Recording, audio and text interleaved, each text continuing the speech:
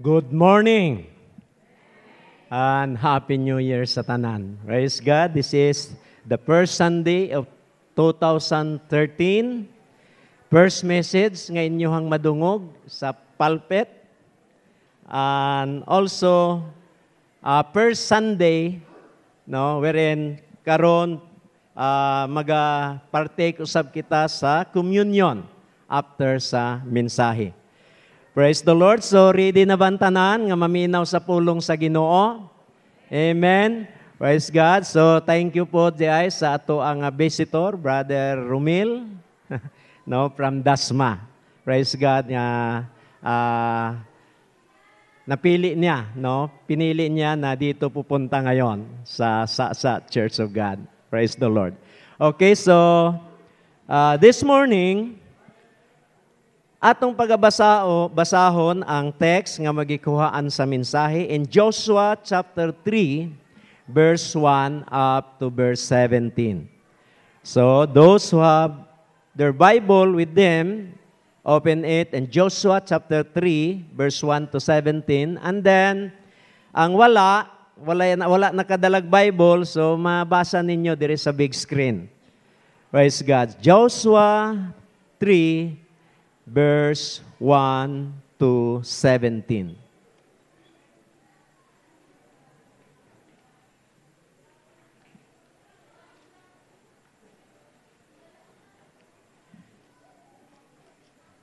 Okay, may I ask everyone to please stand? Nya atong basahon kini. I will be the one to read it and then basahan ninyo pinaagi sa inyong mga mata. Praise God. Joshua 3, verse 1 to 17. Okay. Early in the morning, Joshua and all the Israelites set out from Shittim and went to the Jordan, where they camped before crossing over. After 3 days, the officers went throughout the camp, giving orders to the people. When you see the ark of the covenant of the Lord your God and the priests who are Levites carrying it, you are to move out from your position and follow it. Then you will know which way to go, since you have never been this way before. But keep a distance of about 1,000 yards between you and the ark. Do not go near it. Joshua told the people, consecrate yourselves, for tomorrow the Lord will do amazing things among you.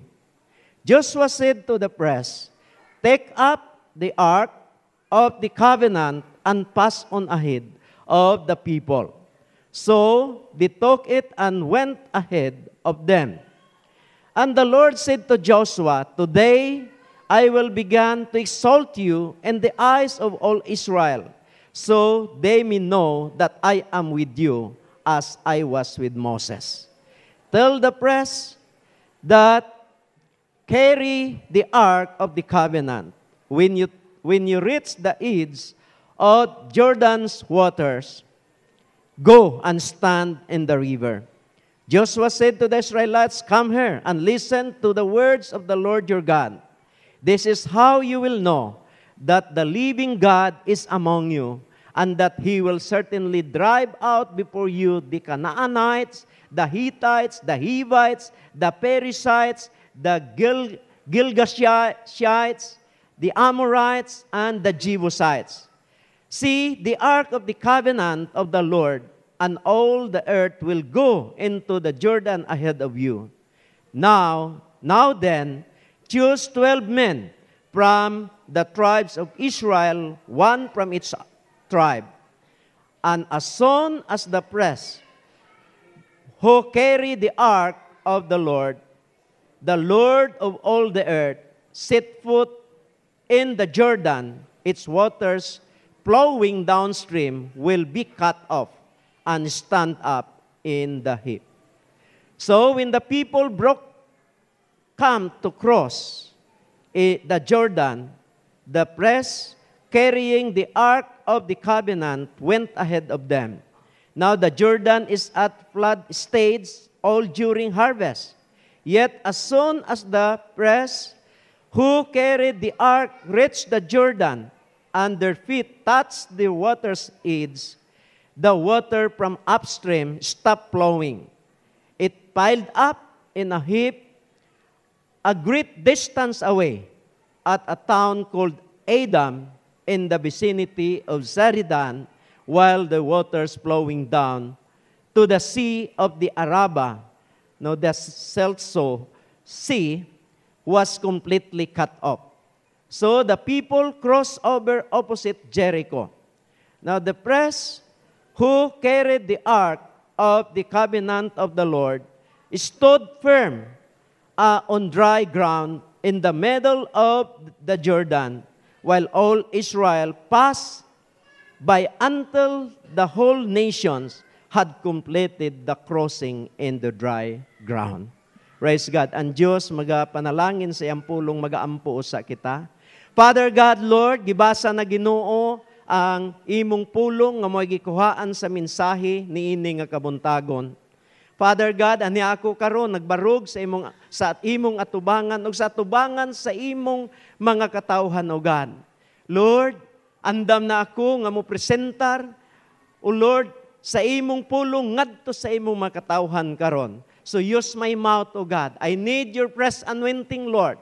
I need you, Holy Spirit, O God, nga mo'y magabutang o mga pulong diha sa akong baba, Ginoo, nga akong igalito karon. I pray, dear Father, that you would touch every one of us today. Lord, I pray that you would open up every heart, Lord.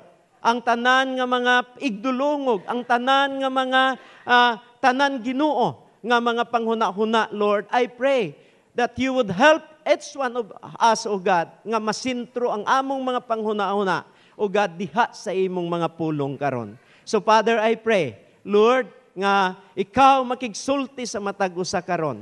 Father, nga Lord, kini nga mensahe, unang mensahe nga madungog sa kongregasyon nining year 2013. Mahimo kini namo nga giya, O God, aron nga makabot namo unsang among gitinguha niini nga tuiga Amahan. So God, thank you sa imuhang pagpanalangin sa matag usa karon. Thank you, God, in Jesus' name. Amen and amen. Manglingkod ang tanan. Praise God. So this morning, ang tema sa mensahe nga akong pagadalhon kaninyo karon is overcoming challenges to achieve the goals of the year 2013. So, overcoming challenges to achieve the goals of the year 2013. Praise God. So, ang Joshua chapter 3, it tells us that Joshua, along with the nation of Israel, crossed the swollen river of Jordan. So, mo na ni ang takna ang panahon wherein mutabok na sila sa Jordan aron nga ila na nga ang kunon ang gisaad sa Dios nga land of promise. This is the time nga musettle sila didto sa gisaad sa Ginoo nga dapit para ilahang kapuy-an. Now, these people had one major goal in their mind. Ang ilaha gyud nga goal nga naa sa ilang hunahuna is to capture the city of Jericho. Ngano nga unahon nila nga i-capture, i-destroy ang city of Jericho because mao kini sa tanan nila nga i-conquer nga mga kingdom kini ang pinakalig-on. Kay fortified city kini gilibutan sa pader nga lig-on o lisod kaayo nga sudlon. So kung di nila ito makangker, maglisod sila pagsulod sa mao nga yuta. Tungod kay kini maoy una nga naka-plastar, una pa sila makasulod sa Kanaan. So church, tingali kita usab do na kitay mga goals nga ginaset aning 2013. But just like the people of Israel under the leadership of Joshua, dunay mga challenges nga naghulat kanila. So, una nato makabot ang atong goal, dunay daghan nga mga challenges. Amen? Naay daghan nga mga challenges, daghan mga obstacles nga dapat nato usa nga buntugon before nato nga makabot ang atoa nga mga ginatinguha. So there are challenges ahead. No, daghan kaayo ang challenges nga naga-atang kanato. Now, this morning, through this story, no, a narrative story on how the Israelites with their leader, Joshua, paano sila nakapasok? Yod, og naangkon nila ang yuta sa saad. So, in this passage, there are about six things nga dapat natong pagabuhaton kung gusto nato nga makabot nato ang ato ang goal for this year 2013. Nga mausay natong makita dinhi niini nga passage.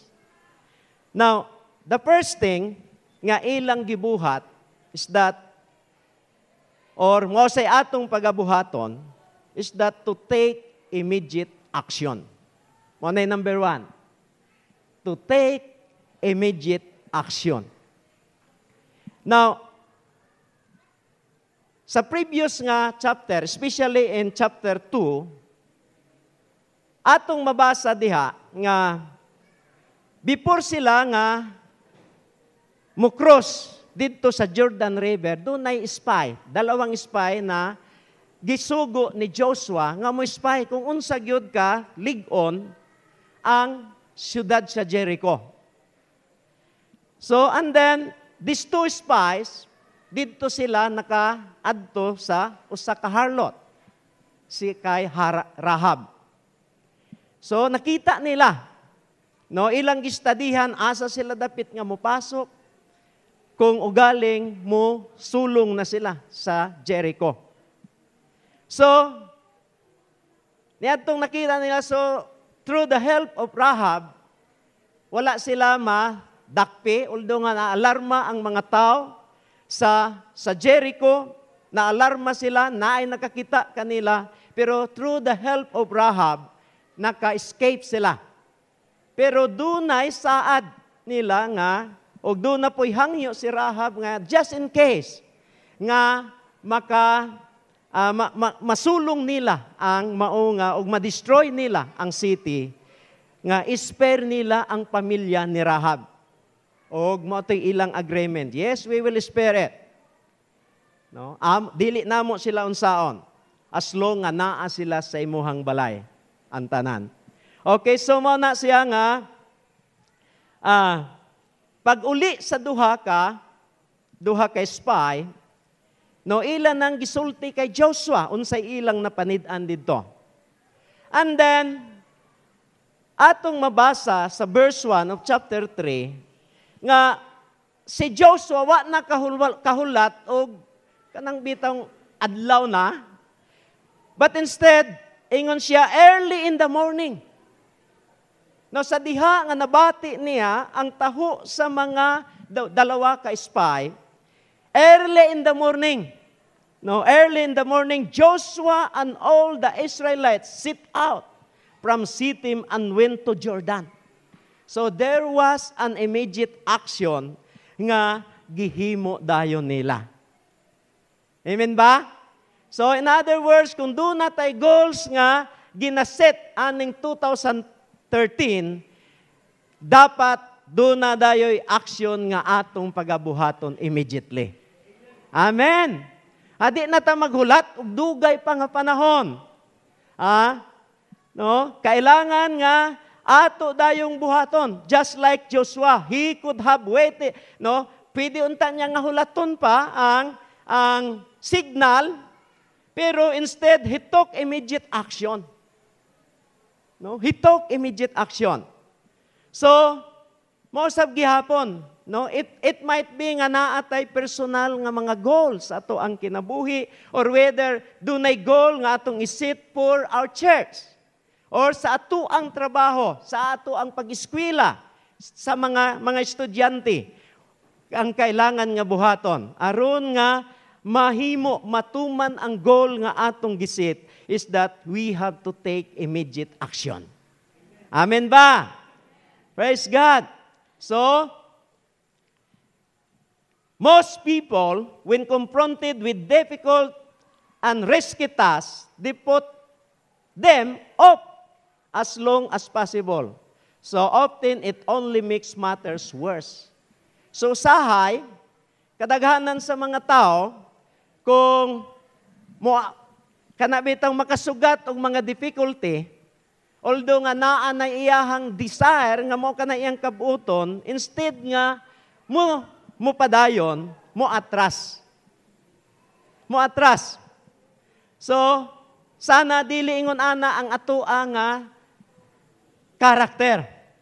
Nga kung doon na tayo gisit nga goal, nga gusto natong kabuton, we must go forward.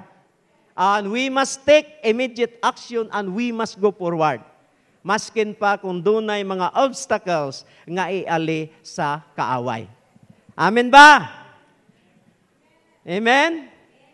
So, this year, when you face with a challenging situation, don't procrastinate.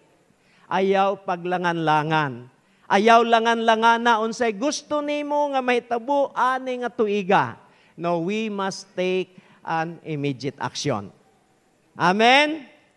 So, we have to trust in God's strength and wisdom. We must to get up early in the morning. Ambot pasabot as early as we can.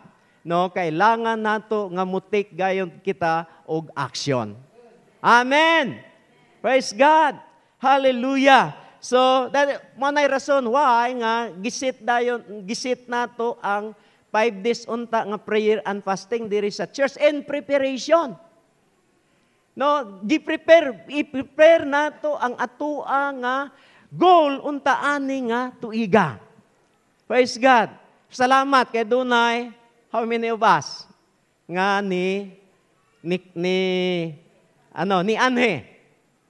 No, mga 12 people ang ni Anhe. Praise God. So dapat manggudhanigan nato sa mga pag-ampo bisag unsa nga ato ang plano. Amen. So asa nako na learning a principle. Na-learn nako dito sa Dasma. Yeah, kasi sa Dasma, sabi nga ni Pastor Velasco, nag-start ang kanilang tremendous growth that year nga nag-start ang ilang prayer and fasting. 1 week prayer and fasting sa January 1st up to January 7.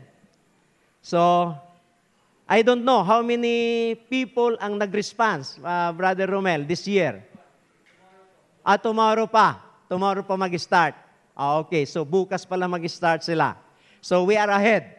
So we have fasted 4 days, 5 days sana, pero because of meron kaming inilibing kahapon, kaya we forced to break our fasting the other day.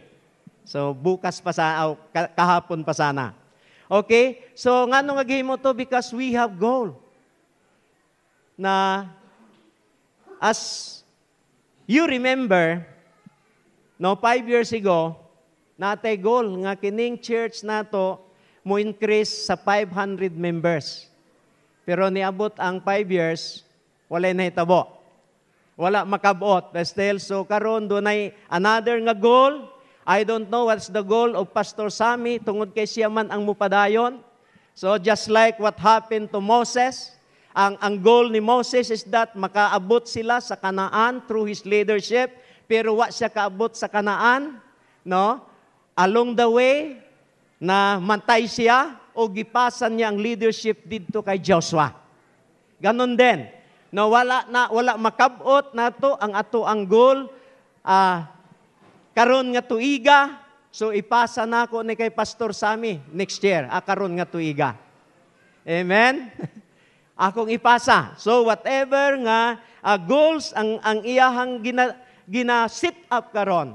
So wala ko pa ko kabalo unsa ang goal niya, but praise God, no, nga by this time, no, do na kitay idea unsaon nga ato kung makabot kana nga goal. Amen ba? So number 1, take immediate action. Take immediate action. Number 2, follow the counsel of your spiritual leaders. We have to follow the counsel of our spiritual leaders. So in verse 2 and 3, so dito mabasa nato nga ingon siya diri, after 3 days, the officers went throughout the camp, giving orders to the people. So, yung mga leaders nila, no, they are the one giving orders to the people. So, church, remember, nga ang church leadership, gibutang gyud na sa Ginoo, diha, para nga dunay mulid sa iyahang mga tao. Just as ingon sa ato, parehas sa ato ang government. No, ngano nga dunay presidente, dunay vice president, dunay mga senators, dunay mga congressman, dunay mga governors, mga mayors nga mo stand diha. Kana tungod kay importante kaayo nga dunay mulid sa mga tao. That is why, kailangan nga mupalo ta sa unsay instruction sa ato ang mga leaders. Amen ba? Spiritual leaders are divinely appointed as tour guides of our Christian walk. Sila ang ato ang tour guide. Sila ang atong giya, sila ang gibutang sa Dios diha aron nga maoy ato ang mga giya. So we have to follow them. Amen? Now, what's the reason ngano nga ang mga Israelites wala gyud makaabot sa Kanaan in the right time? Dapat sana 14 days lang makaabot na sila sa Kanaan. 14 days nga biyahe. But because sa ilahang bagulbulan, number 1, they are murmuring people, gahig ulo, dili bitaw sila nagapalo sa instruction sa ilang leader, so nagwander sila sa wilderness for 40 years. No, ang 14 days nahimong 40 years. Nga naglibot-libot sila diha sa wilderness, wala sila makasulod sa yuta sa saad. And you know what? Katong original nga naggikan sa Egypt, wala, duha lang ang nakasulod sa yuta sa saad. Only Caleb and Joshua. Kadtong uban nangamatay dito sa wilderness. Why? Tungod kay wala sila mupalo sa ilahang leader. Sige sila og bagot-bot, unya sige sila og kining gidisobey nila ang instruction sa ilahang leader. So church, kung ingon po niya ang ato nga kinaiya, i-disobey nato kanuna instruction sa atong mga leaders. So wala gyud mahitabo nga katumanan sa unsay atong iset nga goal para sa kalambuan niini nga ministry. Amen ba? So, you say, tanawa, 40 days. Usik kayong 40 days. 40 years. Nga naglibot-libot sila sa wilderness. Wa sila kaabot sa yuta sa saad. Praise God. So, the previous generation died in the desert because they despised Moses' instructions. Joshua has blessed. Ngano nga gi-bless si Joshua o si Caleb? Tungod kay among the million, 2 milyon yon nga mga tao ang nagikan sa Egypt, duha lang ang kanunay nga naga-obey kay Moses. That is why gibless sila sa Ginoo nga sila ray nakasulod sa Kanaan. Unya ang leadership usab napasa didto kanila. No, kay after Joshua, si Caleb naman pod mo'y nahimo nga leader. You see? So, kung naata sa leadership karon, no, pero naapa mo sa ng junior, no, ipalo ninyo ang naa sa senior. Amen? Aron nga sa sunod, pag wala ng senior, kamo na ang mabutang diha sa leadership. Amen! Praise the Lord! Hallelujah! Praise God! So, pareha sa ako karon, no? Mugawas ko dire, ang assistant mo imupuli. So, kinsaon niya ang mabutang assistant, maupoy mupuli. Unya sa senior pastor. Provided nga kailangan yun nga mutuman kita, sunod kita sa instruction sa ato ang mga spiritual leaders. Amen? Praise God! So, I hope nga this year, makita nato ang kining mga naasa at leadership position nga masinugtanon pod sa ilahang senior. Amen. Unya, kadtong under sa mga junior, masinugtanon pod diya sa ilahang mga leaders karon. Praise God. Kay aron nga ang goal nga iset karon nga year, no, matuman kini. Mahitabo gayod. So, most of us miss God's blessing because we ignore the counsel of our spiritual leaders. So, disobeying their authority is direct rebellion against God. So, hinumduman nato na, disobeying the authority of our leaders in the church is a direct rebellion against God. Kasi, ang mga leaders, ang Ginoo mo'y nagbutang diha. Amen? Hallelujah! So, like for example, sa ako so it is not my kagustuhan nga mahimo kong pastor dire. Wala na ako gidesire nga magpastor ko dire, pero gibunlot ko sa Ginoo, gibutang dire. From Panabo then to Sasa. Praise God. So I hope nga masabtan nato nga ang leadership is gikan gyud sa Ginoo. Amen? And we have to obey the authority of the leadership. So this year, make a fresh commitment to submit to leadership. So, i-commit nato ang atong sarili nga mo-submit gayod diha sa leadership. Amen ba? Amen. Number 3, wait in God's presence. Verse 4, ingon siya sa verse 4, then you will know which way to go, since you have never been this way before. But keep a distance of about 1,000 yards between you and the ark. Do not go near it. So, the Israelites didn't know where to go. Tungod kay wala pa man sila nakaagi ato nga dapita ever since. So, wala sila kabalo. Unsa ang ilang buhaton, asa sila padulong. Pero ang instruction sa ato ang Ginoo, ingon siya, nga mahibaloan ninyo, asa mo ato. Kung magasunod lamang sila sa instruction sa Diyos. So, unsay gihimo nila, mga igsoon, ang instruction is that kailangan nga ang mag-una, mga Levites, nga nagdala sa Ark of the Covenant. Now, unsa man ang gisimboluhan sa Ark of Covenant?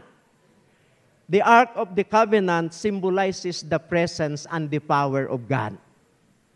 That is why sila ang nag-una aron nga ang presensya sa Ginoo maoy nagagiya kanila, and also the power of God na present sa ilaha.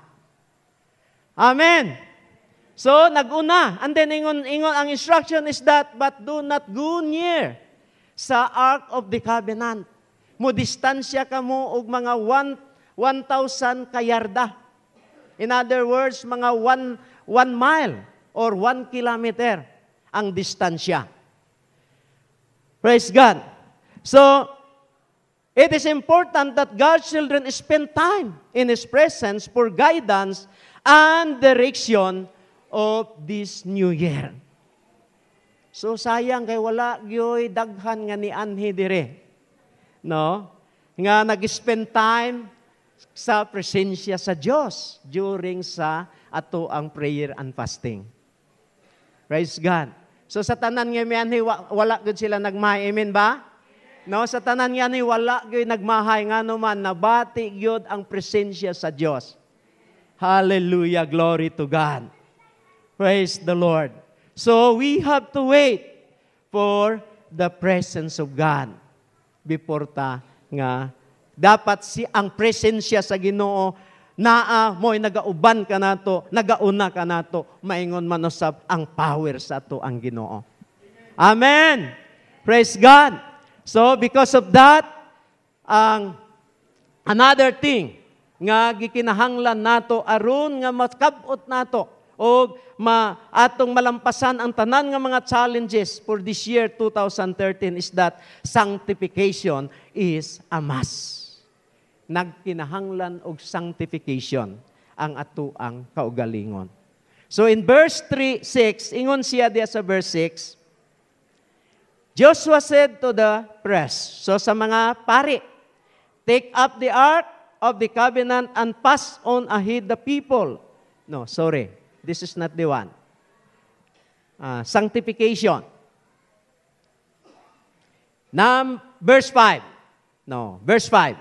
Sabi ng verse 5, consecrate yourselves, for tomorrow the Lord will do amazing things among you. Consecration means i-sanctify nato, hinluan nato ang ato ang kaugalingon. Sanctification is a must. That's why the people were ordered to put away anything and everything displeasing to God. No? Isalikway ninyo ang bisag unsang mga butang nga displeasing sa ato ang Ginoo. So, sin prevents us from becoming victorious Christians. No, bisag Kristohanon ta, kung nagpuyo ta sa sala o nagabuhat ta kanunay og sala, this would be a hindrance for a victorious Christian life. Amen ba? That's why dapat nga isalikway ta na, mga igsoon. Amen ba? Hallelujah. So, we have to examine ourselves. So, kung nakita nato nga doon na tayo nga nangabuhat nga mga kasalanan at tubangan sa Ginoo. So, we have to confess our sin to Him. Unya, we have to turn back. No? Mubalik kita diha sa balaan nga pagkinabuhi. Hallelujah. Tungod kay ang sala makababag kini sa tanan nga mga panalangin sa Ginoo nga iya untang ibubo diha sa ato ang kinabuhi. Amen. So, ask for God's grace so that you will not repeat the same mistakes that you made last year. No, I believe nga daghan tag kapalpakan nga nahimo. Daghan tag mga shortcomings nga nahimo last year. So, ato to siya nga ipahinluan sa Ginoo aron nga this year 2013 mga igsoon, moatubang kita sa Ginoo nga dunay balaan nga pagkinabuhi. Amen. Hallelujah. Praise God. And then number 5, trust God for His Word. Trust God for His Word. So in verse 9 up to 13, God promised that they will overcome the nations that occupy the land. He promised them. So, doon na siya'y mga saad. Ingon siya, ihatag nako kaninyo ang yuta sa saad. ug inyong mabuntog ang tanan nga mga lumulupyo ni ana nga lugara. So ingon siya nga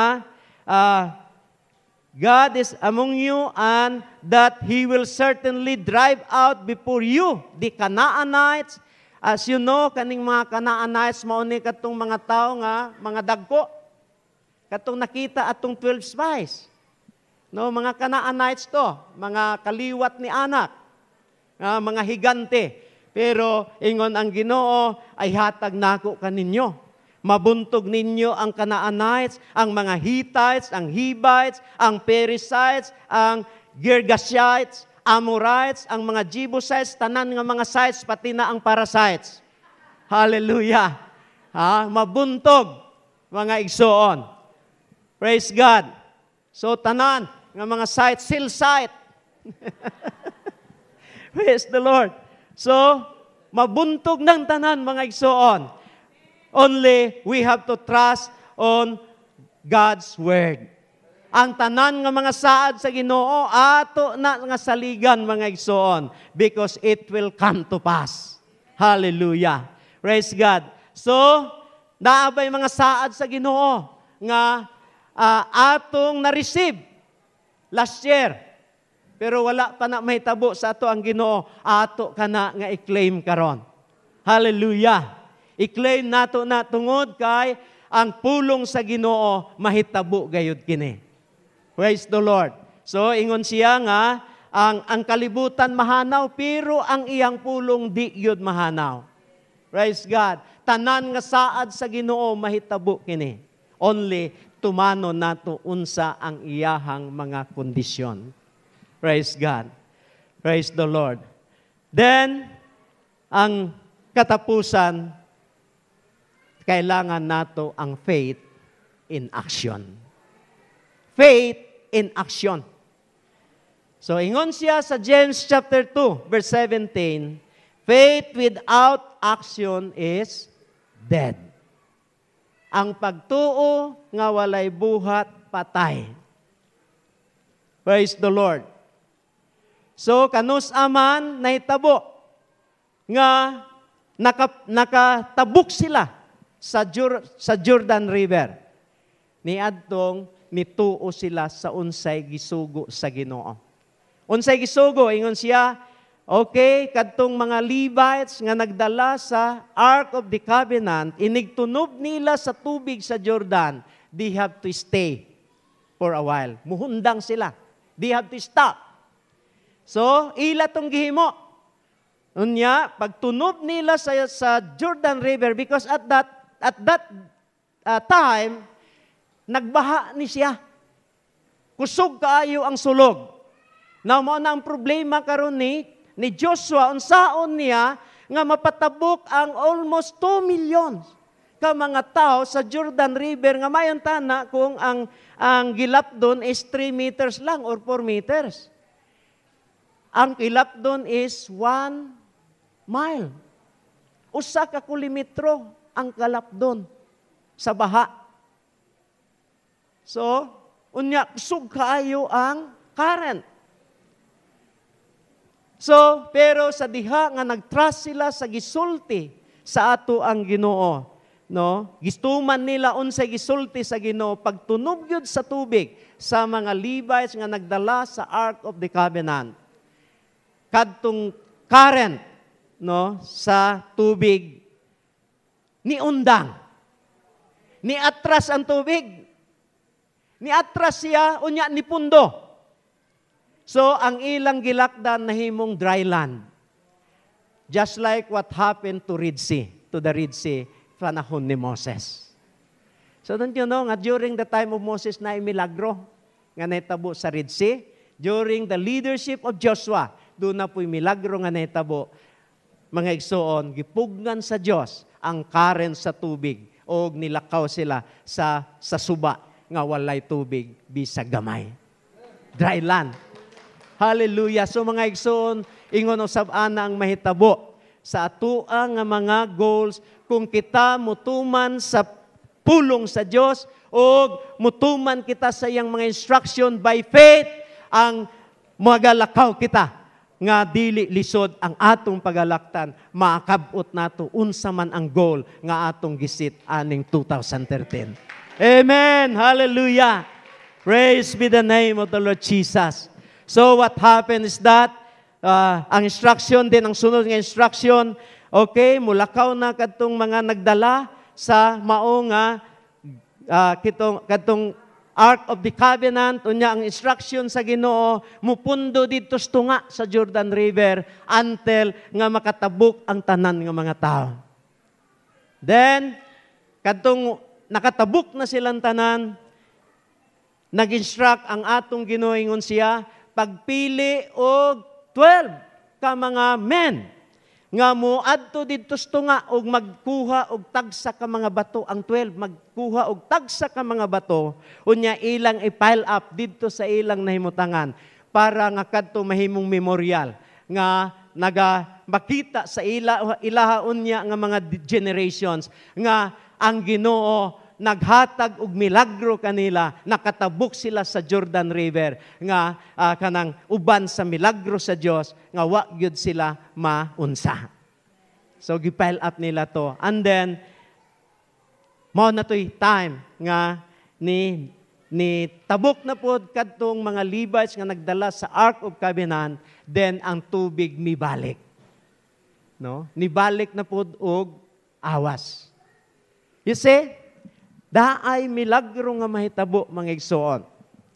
No, unsa man ang atong mga goals nga atong gisit this year, whether it is personal, sa ato ang kongregasyon, or sa ato bang mga trabaho, sa atong negosyo, or whatever nga goal nga atong isit, mga igsoon, kung buhaton nato kining unom ka mga butang, mahitabo gayud ka na. Dunay milagro nga ihatag sa ato ang Ginoo. Amen! Praise the Lord. So, practical faith involves a rest. So, it is like taking rest. We want the way open before we move out for God. Usay mo na nga to no? Gusto sa nato nga makita ang ebidensya before ta mulihok. Pero ang prinsipyo sa Ginoo is that to believe is to see. Sa tuwa manggod, to see is to believe. Pero ang sa Ginoo, to believe is to see. Mutuo sa ta sa iyaha, una ta nga makakita. Amen. Hallelujah. So, unsa man ang gisugo kanato, pinaagi sa iyang pulong ato kining tumanon by faith aron nga dunay milagro nga mahitabo sa ato ang gipangayo. So, one important things we must do to remain strong in faith is to remember what the Lord has done in the previous year. So, doon na ba'y mga milagro nga atong na-encounter last year? So, ato itong pagahinumduman. I-claim nato itong balik karon. Amen? I-claim nato itong balik. So, praise God, just like what happened to the Israelites. Naka-experience sila og previous nga milagro. Naka-cross sila sa Red Sea. No? Nga walay tubig, no? Parang karsada ang ilang gi-crossan. Unya, while they were in the wilderness, grabe ang milagro nga ilang naagihan. Og sa diha nga mosulod na sila sa yuta sa saad, ila tong nahinumduman. Og ila kadto nga gi-claim diha sa ato ang Ginoo. So, church, I know many of us are facing troubled waters this morning. No? Pero daatay mga nagihan karon nga mga troubles. It could be at home, at school, at workplace, or at church. This good news is for us. You will cross the river of Jordan to meet your goals for the year 2013. If you follow these 6 principles I shared with you from God's Word. Usbo na ko, diha. To overcome challenges this year, 2013, you have to take immediate action. Avoid procrastination. Number 2, Follow the counsel of your spiritual leaders. No? Dapat mo follow na takaron. Amen. Ang sa instructions sa atong spiritual leaders, we have to follow. Number 3, wait on God's presence. They that wait upon the Lord shall renew their strength. Ingon ang atong Ginoo. Muhulat kita sa presensya sa Ginoo. Number 4, sanctification is a must. Kailangan nato nga magkinabuhi nga balaan. Isalikway nato ang tanan nga mga sala nga nakapabugat sa atua nga kinabuhi. Ingon nga Kristohanon. Number 5, trust God for His Word. We have to trust God sa iyahang mga pulong. And number 6, we have a faith in action. Kailangan nga atong pagtuo, butangan natong aksyon. Amen ba? Kaya ang pagtuo nga way aksyon is patay. So, kailangan nga buhion nato ang atong faith pinaagi sa pagbuhat. Praise the Lord. So, this morning, church, I believe nga matag-usa sa tua, dunay mga giatubang karon nga mga obstacles sa ato ang kinabuhi. Daghan kay challenges nga atong giatubang. So, this morning, if we only follow these 6 steps, how nga ma-overcome nato kining tanan? So, makabut nato ang atong gitinguha nining 2013. Praise God. So before ta nga moadto sa atoa nga pag-ampo, magapaminaw sa kita sa mga awit, and then diha sa inyo ang gilingkuran karon. May I ask everyone to please stand now.